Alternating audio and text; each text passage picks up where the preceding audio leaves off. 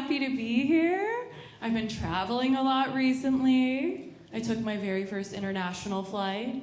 It was 11 hours. And I'm a hypochondriac, so I was convinced I was going to get a blood clot and die. Spoiler alert, I didn't. Because I'm here, thank you so much. Something worse happened. A baby sat behind me. And it kept grabbing my head. And somewhere around hour 2, that became no longer charming. So I turned around to be like, uh-oh, stop. And the dad goes, if you didn't want this to happen, you should have sat in first class. I'm sorry. Did you just use your baby to poor shame me?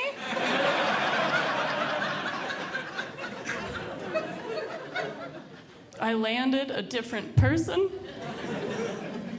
My ovaries turned to ash. I always wondered how long it would take for that to happen. It turns out the answer is exactly 11 hours. At one point, they changed its diaper behind me. How did you know it was behind you? Thank you for asking. Because I was trying to sleep with my mouth open. And all of a sudden, my mouth tasted like poop. That'll ruin kids for you. I don't know what's worse, that or the couple that makes an Instagram profile for their unborn child. You seen this? I follow a couple that made one. The bio said, hashtag coming soon. Hashtag still baking in mommy's oven.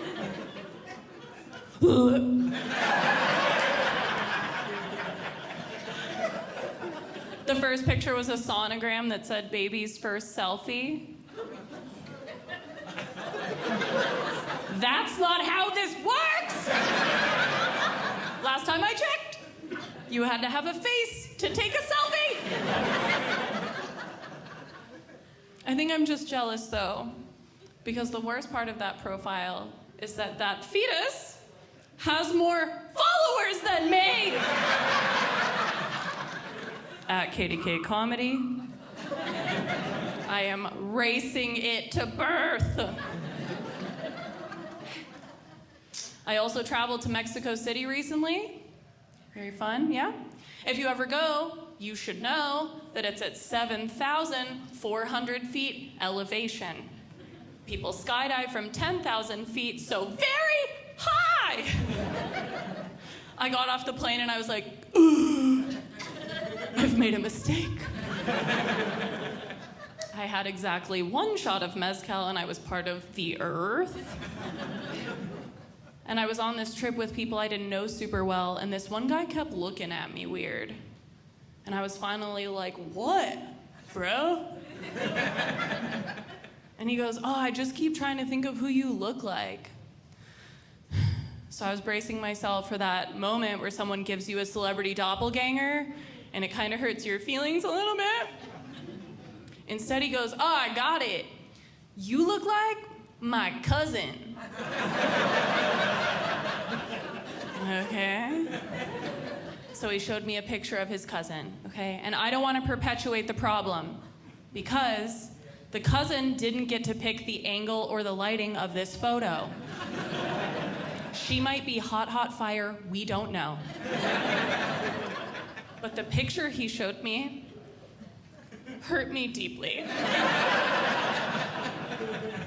I saw it and I was like, is this what I look like? So I had him send me the picture. I texted it to my husband and I said, is this what I look like? And the correct answer, Utah, is no, babe, you're so hot. My husband said, yeah. I could see it. You're both quirky. Dumb ways to die. Quirky is a word reserved for people you are not romantically interested in. Just put that in your pocket for later. Who knows how many relationships I may have saved. My husband is great. I am married, but planning the wedding was very difficult. I know what I look like. I look like I definitely have a Pinterest board. I don't. And I don't really care what color anything is or anything for planning. And so these people are walking me around these venues, and there's empty rooms. Empty. No tables, no chairs, no food, no alcohol. If you want it on a Saturday night, $15,000. Okay. They were like, or Thursday night, discounted rate, basically free, $12,000. Do you have a Monday morning at 10 a.m.? Because I am on a comedian's budget. So $20. Then the venue coordinators were walking me around. They were looking me up and down, and they're like, okay, so do you have a theme? Love? Is it supposed to be like an underwater disco? Like a prom theme? And she was like, okay, do you have any deal breakers? If he doesn't show up. Yeah, that would be hard to surpass on the day of, for sure. And when you're planning a wedding at the same time as a friend, there's this weird air of competition, and I was just wanted to be like, can we not? Yours is obviously gonna be better than mine. I can afford 2 pizzas. But my friend accidentally let it slip, and by that I mean openly bragged about her cake cutting fee, which, if you didn't know, doesn't include cake to consume. It's just to slice it. And she said hers was $1,200. What are we doing? I want you all to know that I would rather Mama Bird regurgitate a Costco ice cream cake into your mouths, one at a time, than pay $1,200.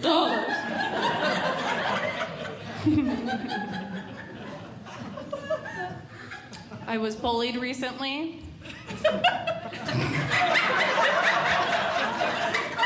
I've been bullied again. At the DMV. I went to renew my license, and they said, do you want to be an organ donor? I said yes, because I'm an amazing person. And then it popped up another box that said, do you also want to donate $2 to this organ society? Are you kidding me? Is the promise of harvesting my fresh brain, heart, stomach, and spleen not enough for you? You want $2 more? Now you get none of me.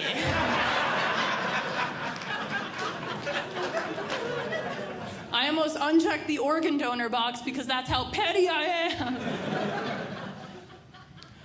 When I was taking my new driver's license photo, the guy was looking at my old photo. And spoiler alert, I used to be younger. And the guy goes, oh, you used to be hotter. I said, well, younger, hotter me still wouldn't have gone on a date with you anyway, buddy. I can't seem to get a normal compliment. I was at a brewery eating lunch with my friend, and this guy was sitting next to us by himself. He didn't talk till we got up to leave, and then he just goes, oh no, you're leaving? I enjoyed looking at you.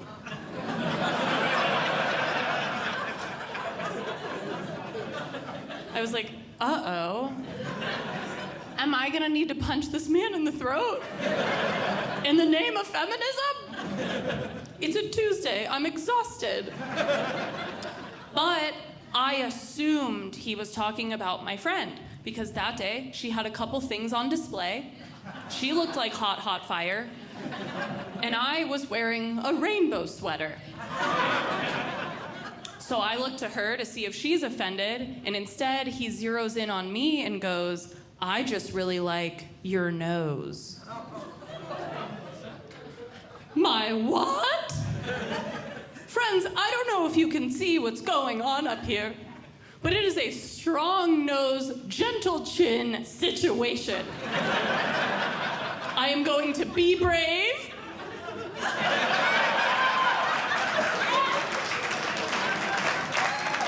Thank you.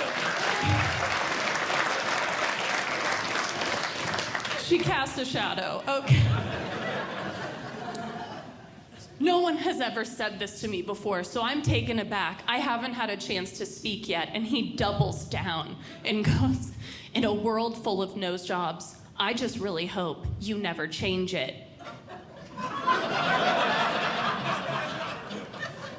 Which is now a backhanded compliment. Couldn't he have stopped sooner? Can I have nothing? The audacity of this man to think that a stranger could forever change the structure of my face. But like it totally did. Have I gotten a nose job since then? No. Is it because I'm poor? Maybe. But what I want us to take away from that day is that that day, my nose beat out cleavage?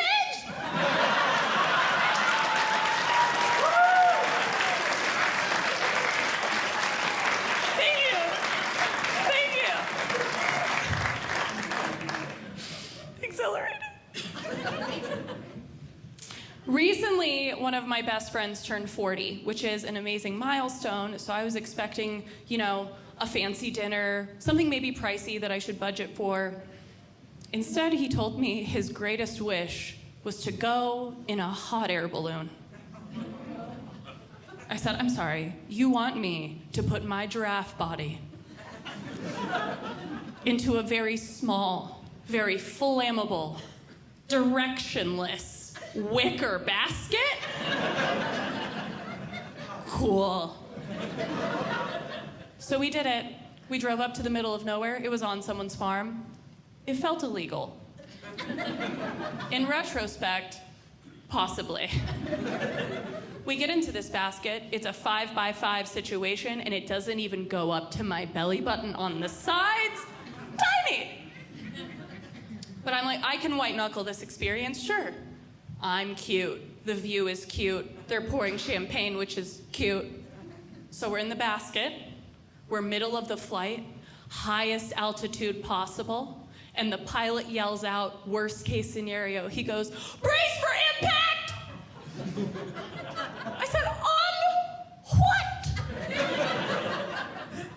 Where should I brace? And he looks at me and goes, stand like a jockey and face the sunset. How does a jockey stand? Do you want me to mount my friend? Get down, you hurt him!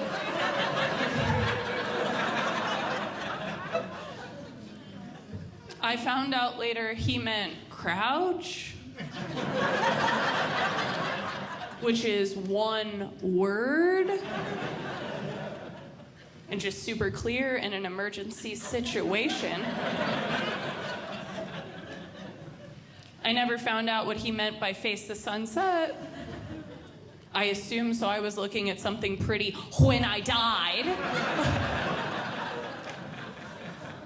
But I didn't have time for follow-up questions because we just collided with the earth. Wicker from the basket flew into the air upon impact. I crushed my glass of champagne in a claw-like motion and just fell to the ground screaming. You always wonder who you're going to be in an emergency situation. And it turns out that I am very weak. So we're dragging, I'm screaming, and the pilot decides now's a good time to try the fire handle thingy one more time, just in case. So he hits it, and we popped back up into the air for an extremely awkward 30 more minutes. So now I'm standing in the corner of the basket, shaking like a beaten chihuahua. And I was like, why are we even here? And the pilot's backpedaling harder than I've ever seen someone in my entire life. And he was like, I've flown over 70,000 people successfully. Really, what is your definition of success? Because sure, I'm alive right now. But I'm gonna need so much more therapy. For the rest of this joke, I need you all to know that I was in the service industry for 8 years at a restaurant, serving tables, okay? So tipping is ingrained in the core of my being. I think I would tip someone 20% if they spit on my face, okay? We don't know. They're having a hard day. But this near-death experience felt like a weird time for the pilot to hand me his Venmo. No! We finally landed, and he goes, here's my Venmo code for the customary 18 to 25%. Ah! The tip, buddy pal champ king, is maybe don't roll the basket next time.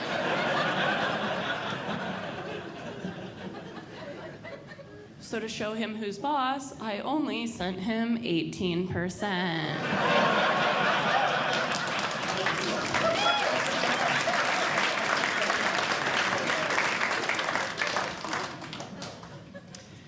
I recently went to Six Flags by myself on a Tuesday. Because that's where my mental health is at. I needed to feel alive so badly. I was like, let's do this! I rode all the rides too quickly and gave myself vertigo. But there were no lines. What was I supposed to do? I saved the scariest one for last, in my opinion, which is the one where you're face down, staring at the concrete the entire time, kind of Superman style. Okay? Terrifying as is, and it got worse when we got stuck. Yeah. That'll change a person. I'm staring down. I look up to see a very panicked tween, probably named Tanner. And he is frantically hitting a button, and nothing's happening. And I was like, cool, we're ruined. Great. And he sent another tween down the line to be like, everything's gonna be okay. Don't worry, we're gonna get you down in just a few minutes. And I go, how many is a few? Because I'm about 90 seconds from peeing down my leg or pooping up my back, you know, because of the angle. It ended up being 18 entire minutes. By minute 15, I was like, just open the things and let me splat. I came here to feel something, but not like this. My friend almost died recently as well. Okay. She called me leaving the emergency room, and she goes, hey girl, I'm leaving the emergency room. I have a staph infection all up and down both of my legs. The doctor said I could have died, should have come in sooner, and he gave me 2 antibiotics. He said it was most likely a shaving incident. So I was trying to be supportive, and I said, oh, it happens. But like, does it? To that extent. Then I was lobbing out unsolicited advice. So I just said, hey girl, every time you shave from now on, just throw out the razor. Horrible for the environment, but you'll be alive, and that's what we are currently worried about. She said, yeah, honestly, you're right. It's been a while. How long's a while, girl? She said, I don't know. I think I bought the razor when we graduated. In 2014! 9 years ago! So many years ago! Utah, does she deserve legs? No! No! If you shave with a World War II relic, you are going to get stabbed. Picture the razor, just dull and rusted hacking away. I'm honestly surprised it took this long. It would have been more effective if she just plucked the hairs individually at this point. There have been 2 elections since she bought the razor. I don't care who you voted for, that's too many. And if you're not laughing at this joke, I'm scared for your razors. Throw them away. Before we hung up the phone, I obviously checked on the age of her toothbrush. How many bristles are hanging on? Not enough? She lived. Yeah. I know she's okay now. I did meet up with her for dinner recently. She was wearing pants. Thank goodness. I didn't hug her, though, because I don't totally know how staff works. I just know I don't want it. And we were waiting for our cars after the dinner at a valet. And these other 2 guys were waiting for their cars. Now, everyone of every shape, size, color, and gender deserves love, right? Except creepy people. And these 2 guys started creeping aggressively. And they started pushing her into her car and being like, hey, where are we going after this? And I was like, uh-oh. We are going home alone, thank you. And they're like, we weren't talking to you. Cool. Noted. So I resorted to doing the only thing I know how to do, as you may have noticed, which is scream. And I went, run! And she ran to her car, and I ran to my car, and we drove away. And she called me from her car, flustered, and she was like, girl, I just can't believe that happened. That was so intense. I can't believe they thought they had a shot with me. And I was like, okay, well, I can't believe they didn't even try for me. And I cannot help but wonder if they had known about the staph infections, if all of this would have started looking a little better. I never thought having staffless calves was a flex, but here we are.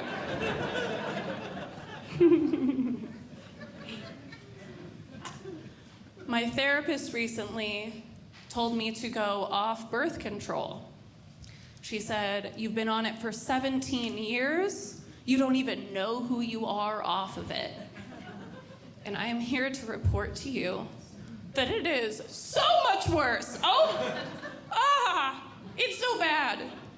I woke up recently, and it looked like my torso had been ravaged by no less than 70 mosquitoes. I had welts everywhere, and I was like, okay. I told my husband, I said, burn the house, burn my clothes, burn the bed, burn me. It's not worth it anymore. And then I bathed in Benadryl. I took Benadryl. I woke up the next day completely gone. So it wasn't a bug? So I Googled for approximately 8 hours. And I found out what had happened was I guess I have autoimmune progesterone disorder, which is code for allergic to my own hormones once a month. Ah! No! Yay, to be alive on this earth as a woman! Amazing! Great! And there's nothing they can do for it except for take Benadryl forever or go back on birth control. Great! And my husband was trying to be supportive, so he kept Googling, and he goes, oh, honey, I have good news. I found here that it'll end when you hit menopause.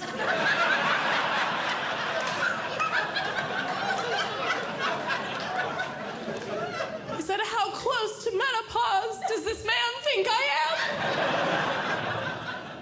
So now all I can do is hope that he thinks my monthly body welts are quirky.